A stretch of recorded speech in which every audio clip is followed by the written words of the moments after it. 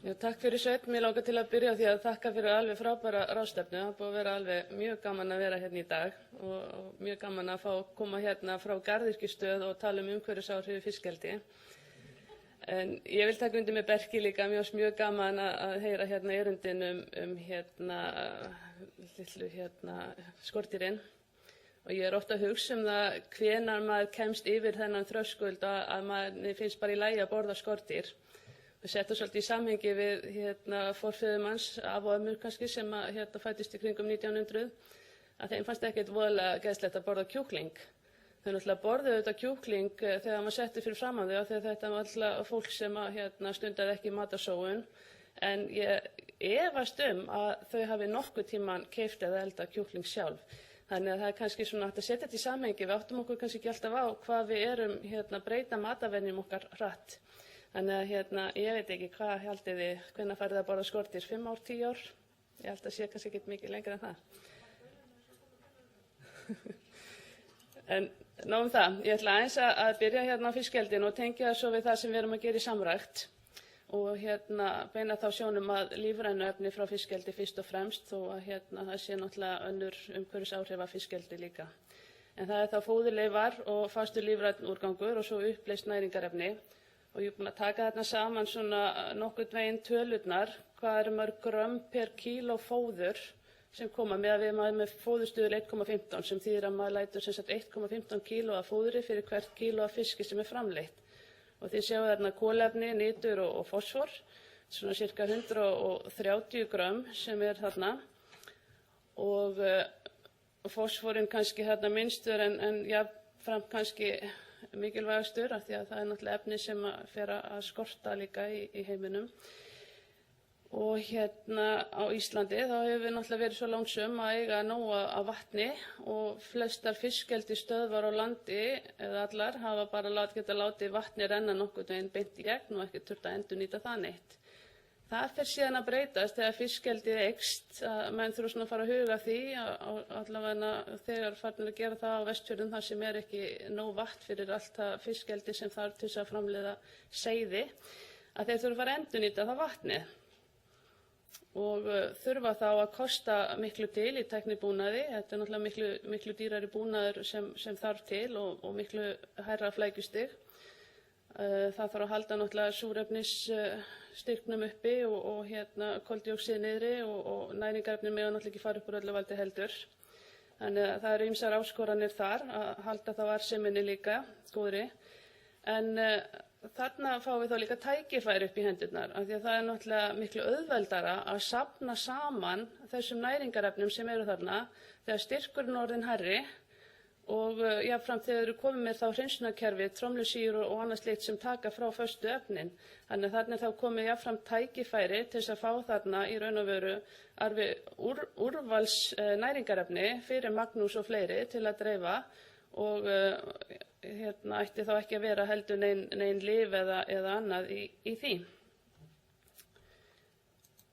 Ef við lítum aðeins til fiskeldisins sem hefur nú kannski fengið að heyra svona ýmislegt í þeirra uppbyggingu, þá náttúrulega byggir auki fiskeldi hér á landi á því hreina umhverfi sem við höfum og að viðhalda því. Þannig að það er náttúrulega fyrst og fremst fyrirtækjanna og þeirra rekstur, framtíðarrekstur sem byggir á því að þeir viðhaldi sjálfir þessu hreina umhverfi. Og það er náttúrulega eftirlitsaðilar en þeir eru ekki síður að sækja umhverfisvottanir sem setja jafnvel stífari kröfur á þá heldur en eftirlitsaðilarnir gera. Þannig að þeir taka sýnatökur af botninum og mæla lífverur þar og sjá fjölbreytileikann og hversu mikill fjöldi og reikna fjölbreytileika stuðul og sjá hvernig þetta að breytast, hvernig þetta undir kvíunum og hvernig þetta á viðmiðunarsvæðum í einhverju fjarlægð frá. Og ef þetta að breytast eitthvað ískyggilega þá þurfa þeir náttúrulega að hvíla þá svæðin til lengri tíma. Nú þeir mæla líka úr botnsýnunum redox og súlfíð og það er þá líka mæli kvarð á það hversu góð botnin er og hversu mikil næringarefni að safnast þar upp. Þeir mæla súrefnisstyrka á mismunandi dýpi og næringarefni og reikna líka út hvernig það alltaf þróast. menn segja ofta að Norðmenn séu búin að finna lausnir á öllu og þeir eru náttúrulega mjög framalega og ég fór og heimsótti mjög flotta stöð hjá Leroy í Noregi, rétt hjá Tromsø. Virkilega flott að sjá hvað þeir voru með þetta allt á hreinu, þau voru að mæla allt og í rauntíma og bara með myndavélar við fóðrun og allt mjög til fyrirmyndar. Bara til að undirstrika það, myndin sem þið sjáið er ekki af fiskeldi í Noregi. Það virðast sumir halda það að fiskeldi í Noregi líti svona út, þeir séu komið með lokukerfi og þetta sé allt svona fínt og flott. Þetta er hins vegar ein af mörgum tillögum sem menn að leggja til framtíðar, þar sem maður náttúrulega vantar að þróa náttúrulega alla lausnir þannig að þetta verði einhvern tímann arðbært ef það verður það. En Marine Harvest, eitt af stóru fyrirtækjum í Noregi, er búið að gera samning við þetta fyrirtæki HG Aqua að þróa lausn svona fyrir lokukerfi. Þessi sérstaka svona eiginlega verðlaunaverkefni heitir Eggið, svolítið frægt fyrir það, þetta er svona egglaga lokukerfi. Og ef að þetta gengur vel þá ætla þeir jafnvel að vera með í að kosta þá stórt pilot í þessu. Nú annað með framtíðarlausn er svo kallað EMTA eða Integrated Multi-Trophic Aquaculture, sem er þá þannig að maður að rækta þá mismunandi lífverur saman í kerfi þar sem ein lífvera notar þá úrgangi frá öðru. Og það er náttúrulega löng hefð fyrir þessu eins og þið vitið eflaust í Asíu, í svona þá kerfum þar sem að maður er þá ekki með mikinn þéttleika eða svoleiðis og kannski ekki það tæknistig sem við erum að þá sjá í Evrópu, þar sem menn eru farin að horfa til þess að lausna líka. En það þarf náttúrulega að þróa þá lausnir sem henta þannig að maður sé þá með arðbæra starfsemi. Þarna eru menn að horfa þá til þess að nota næringarefni frá fiskeldi í þara eða þörunga eða krabbadýr eða eitthvað slíkt, minnka þá samhliða umhverfisáhrif frá fiskeldinu. En mikilvægt þarna þá að það sé þá heildræn hönnun frá upphafi, af því að það getur orðið mjög kostnaðarsamt að bæta einhverju við sem er kannski ekki að gefa af sér miðað við þann kostnað sem þarf. Ég setti þarna skýrslu sem kom út í september 2016 þar sem 7 fyrirtæki að gera svona pilotkerfi á mismunandi hátt, þannig getið þarna lesið eitthvað meira til eða áhuga. Nú, samrækt er í raun og veru svona ein tegund af þessu EMTA, þar sem maður er með landeldi og að nýta þá affallsvatnið til gróðurræktunar. Þetta þýðir náttúrulega það að landeldi þarf að vera í hringrásarkerfi. Maður þarf semst að vera með svokallað RAS-kerfi, Recirculating Aquaculture System, þannig að maður er með þá þokkalegan styrk af næringarefnunum. Það myndi ekkert ganga í gegnumstreymiskerfi því að styrkur næringarefna er þá bara einfaldlega og lítill.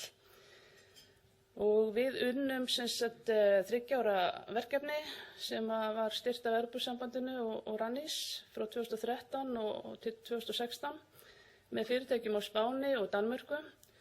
Og niðurstaðan úr því var að Spánverjarnir eru núna komnir með 6.000 fermetra kerfi sem er stærsta kerfi í Evrópu, sem segir svolítið hvað þetta er stutt á veg komið í raun og veru. Þeir 6.000 fermetra er náttúrulega ekki stórt gróðurhús þannig séð í framleiðslu, en samt sem áður 6.000 fermetrar finnst okkur vel gert í þessu verkefni. Og í Danmörku þá komst sá aðili það langt að hann er núna í samningaviðræðum við Fields, stóru verslunarkeðjuna rétt hjá Kastrup, að setja upp lítið kerfi upp á þaki sem á þá að vera svona svolítið líka heimsóknareining og að menn geti þá selt afurðirnar þar í sömu byggingu.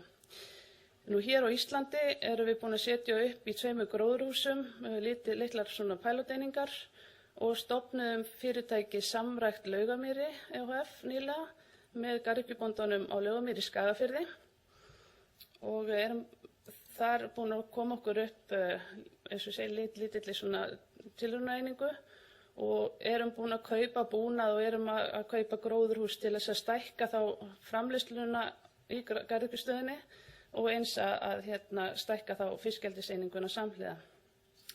Og þetta byggir náttúrulega allt á því að við viljum auka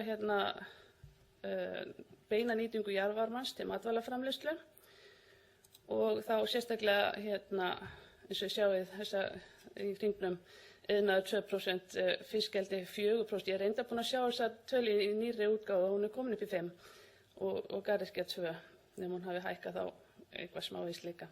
En þarna held ég að við eigum heilmikið verk að vinna. Séu komið 0, ok, það er að vera snögg. En sérst bara nokkra myndir þá. Við erum búin að prófa þarna með krabbadýr. Við erum búin að hanna eins og þið sjáu kannski frammi. Já, nú kemst ég ekkert áfram eins og niður.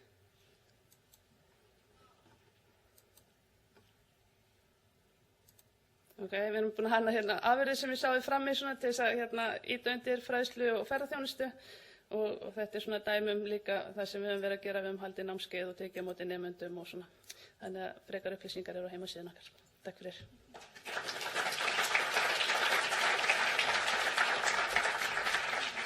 Mjög áhugavert, okkur Ragnheiði fyrir. Spurningar? Ég get vottað það sjálfur, ég hef meitt heimsótt í Laugamýri bara í, held ég, fyrradaga í mann rétt. Afskaplega athyglisverður staður og skemmtileg þróun sem eiga sér stað. Já, sæl, ég heiti Sigríður. Mér langar að spyrja, er þetta ræktað hvaða fisk sem er, semst ferskvatnsfisk, er það bara tilapían sem er verið að nota? Þú getur raun og veru ræktað hvaða fisk sem er og eins og ég var kannski að reyna að sýna þarna á skýringamyndinni að halda fiskgeldinu sér og garðyrkjunni sér, að vera þá með bestu umhverfisaðstæður fyrir hvort heldur sem er, fyrir bæði fiskinn og fyrir gróðurinn. Þannig að fiskurinn vil kannski hærra sýrustig og gróðurinn lægra hitastig getur verið mismunandi, þú ert kannski að spýta inn smá næringarefni líka fyrir plönturnar og svoleiðis. En þú getur í raun og veru haft hvaða fisk sem er. Ástæðan fyrir því að við erum með tilapíur og hún er svo harðger, hún þolir mjög vítt svið og bæði hitastig og sýrustig. Ef við hefum verið að gera þessa tilraunir með bleikju þá værum við búin að margdrepa alla fiskana okkar. En það er í raun og veru hægt. Það er bara að passa upp á að halda þá umhverfisaðstæðunum góðum.